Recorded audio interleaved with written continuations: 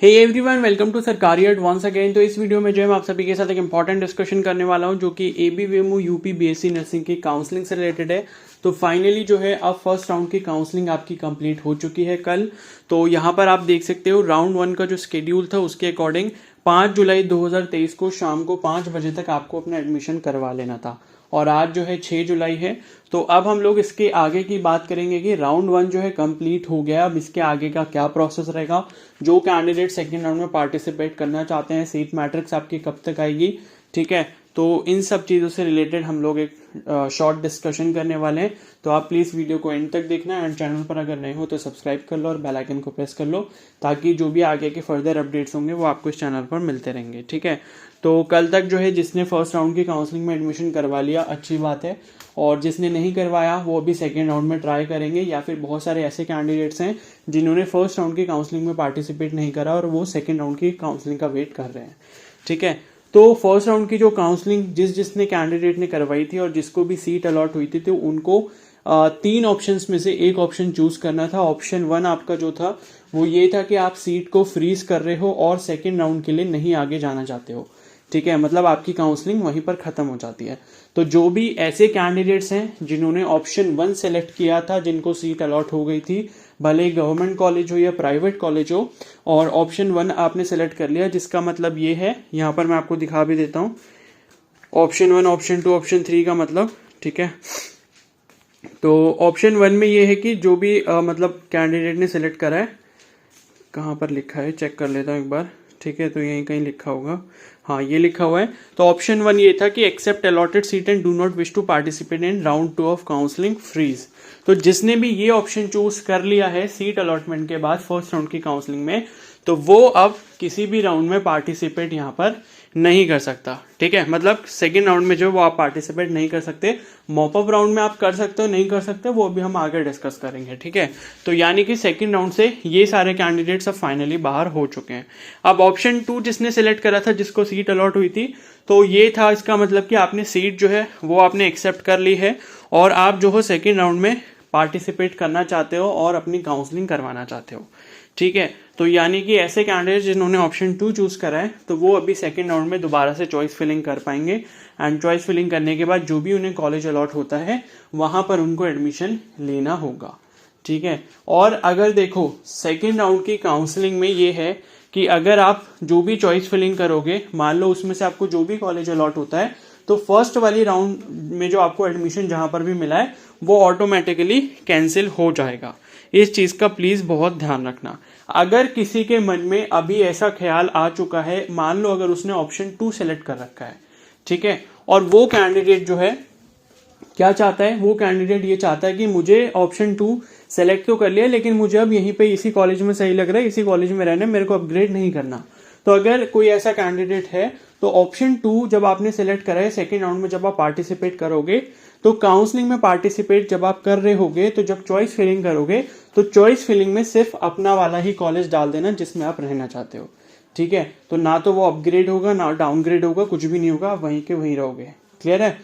और ऐसा भी है कि मान लो जो भी आपका कॉलेज अलॉट होगा तो वहीं आपको एडमिशन कराना जाना पड़ेगा, पहली वाली जो सीट है वो तो कैंसिल हो ही जाएगी। तो इस चीज का ध्यान रखना, जो भी करो प्लीज सोच समझ कर करना, ठीक है। उसके बाद थर्ड ऑप्शन जिसने चूज करा था यहाँ पर, decline allotted seat and want to participate in round 2 of counselling, मतलब फर्स्ट राउंड में जो आपको कॉलेज मिला था उसको आपने डिक्लाइन कर दिया और आप जो है अब सेकेंड राउंड में पार्टिसिपेट करना चाहते हो। तो ये था आपका फर्स्ट राउंड का सिनेरियो। अब इसके बाद सेकेंड राउंड में क्या कंडीशंस है वो यहाँ पर देख लेते हैं एक बार, ठीक है। तो ये लिखा है राउंड 2 की एलिजिबिलिटी क्या है। तो ये लिखा है कि following candidates will be eligible to participate in round 2 of counselling. तो राउंड 2 में ये वाले कैंडिडेट जो है पार्टिसिपेट कर पाएंगे, कौन कौन से। पहला है all candidates who have not participated in round 1। जिसने राउंड 1 में पार्टिसिपेट नहीं किया है वो राउंड 2 में पार्टिसिपेट डायरेक्टली कर सकता है। सेकेंड है all candidates who have participated in round 1 of counselling and have not been allotted any seat in any college. मतलब राउंड 1 में आपने पार्टिसिपेट तो किया था लेकिन जो भी आपने चॉइस फिलिंग करी थी उन चॉइसेस में से आपको कोई भी सीट अलॉट नहीं की गई है, आपको किसी भी कॉलेज में सीट नहीं दी गई, तो उस केस में भी आप यहाँ पर सेकेंड राउंड में पार्टिसिपेट कर सकते हो। तीसरा है all candidates who have been allotted a seat in a college and have selected option 2 accept allotted seat and want to upgrade and participate in round of counselling. यानी कि first round में जिसने participate करा था और उन्होंने option 2 select करा था, जिसका मतलब ये था कि आप सेकेंड राउंड में अपग्रेडेशन के लिए जाना चाहते हो, तो वो कैंडिडेट्स भी यहाँ पर एलिजिबल रहेंगे। और फोर्थ पॉइंट है all candidates who have been allotted a seat in college and have selected option 3। यानी कि अगर आपने ऑप्शन 3 भी सेलेक्ट किया था, जिसका मतलब ये है कि जो भी आपको सीट मिली आपने डिक्लाइन कर दी कि आपको नहीं चाहिए, तो उस केस में भी आप यहाँ पर राउंड 2 की काउंसलिंग के लिए एलिजिबल रहने वाले हो। ठीक है, अब यहाँ पर एक चीज लिखिए कि following candidates will not be eligible to participate in round 2 of counselling. तो राउंड 2 में वो कैंडिडेट सिर्फ एलिजिबल नहीं होंगे जिन्होंने राउंड 1 में पार्टिसिपेट करा और ऑप्शन 1 सेलेक्ट करा हुआ है। क्लियर है?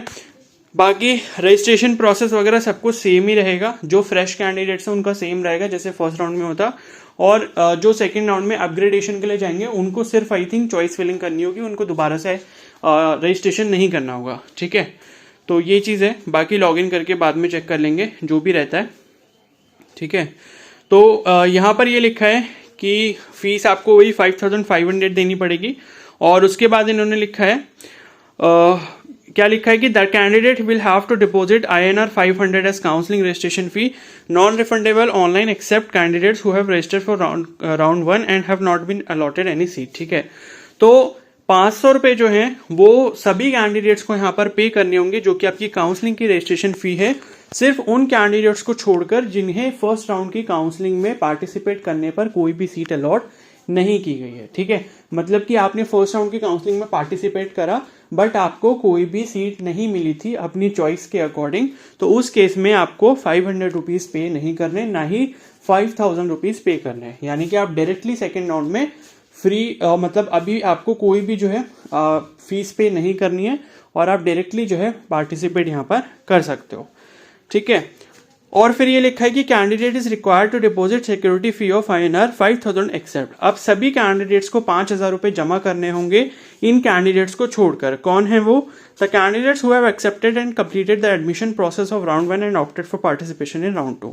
तो ऐसे कैंडिडेट्स जिन्होंने फर्स्ट राउंड की काउंसलिंग में पार्ट लिया था और उन्होंने उस कॉलेज में एडमिशन ले लिया जहां पर उनको सीट अलॉट हुई थी, और साथ में ऑप्शन 2 उन्होंने सिलेक्ट करा था अपग्रेडेशन वाला, तो उस केस में जो है यहाँ पर उनको 5000 रुपए नहीं देने, सिर्फ 500 रुपए पे करने होंगे।